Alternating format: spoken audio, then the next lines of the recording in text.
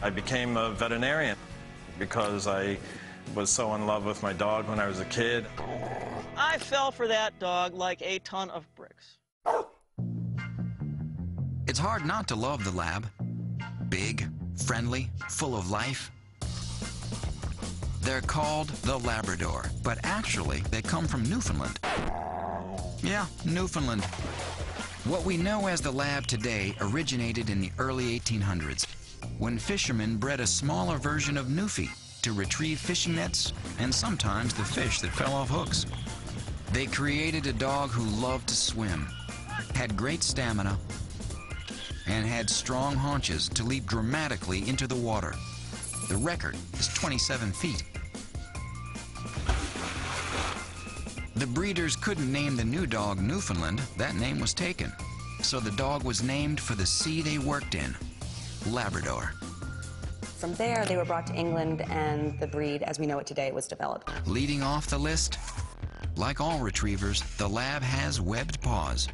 These natural flippers make him one of the strongest canine swimmers around. The second trait is an otter-like tail.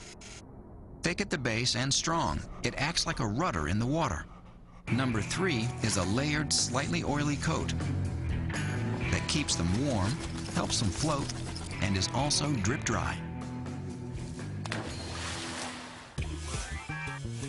Labs come in 3 bold colors. Black is the most common and the most successful in competitions. Yellow's next, and it's the most popular for Labs working as police dogs. Chocolate is the rarest. There's a misconception that people think that black labs come from black labs and chocolates just come from chocolates, but you can have all 3 colors in a litter. The 4th trait bred into Labs is what dog experts call a soft mouth. A well-trained Lab can carry an egg in its mouth without cracking the shell.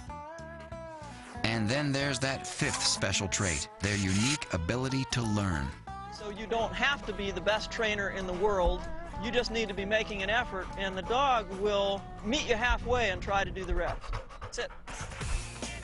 If you're thinking of raising a Lab, there are considerations. I think people would be surprised that Labradors, while they can be wonderful adult companions, as puppies oftentimes are the mouthiest dogs. So you have to be prepared, if you're raising a Labrador puppy, to teach them from a very, very young age to have what trainers call bite inhibition. That is, to be really careful with their little razor-sharp teeth. There are some people who are not necessarily the best people for a Labrador. The dogs tend to have a high activity level. This is a dog that needs room to run. He's a sprinter, able to hit speeds of 12 miles an hour in 3 seconds. But Labs aren't quite super dogs. While robust, the Lab is prone to several ailments. One of the best known is a problem of the hip called dysplasia. It's caused by an abnormal formation in the hip. It leads to a loss of cartilage and pain. Labs are also susceptible to a genetic eye defect called retinal dysplasia, which causes blind spots. And like most athletes, Labs have problems with knees and elbows. The Labrador Retriever could be the most versatile breed of dog in the world. Life expectancy is 12 to 13 years. Labs as a breed tend to be pretty healthy dogs, but there are some issues that they're prone to on a genetic basis. Grooming is minimal, but they shed moderately in the spring and fall. They are athletes who adapt well to cold environments. The Lab is a very secure, comfortable, adaptable dog. Labs adapt well to families and pose a low risk for bites. It loves to participate in family activities. It's hard to imagine a better dog than a Labrador.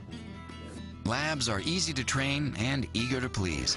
As with any dog, even though Labradors are wonderful companions, it's important to start training them when they're very, very young. So in general, Labs love the cold, but thrive in most environments. Though Labs get high marks for health, they're prone to hip, elbow, and joint problems. Labs are very easy to groom. They're easy to train. These loyal dogs make wonderful pets.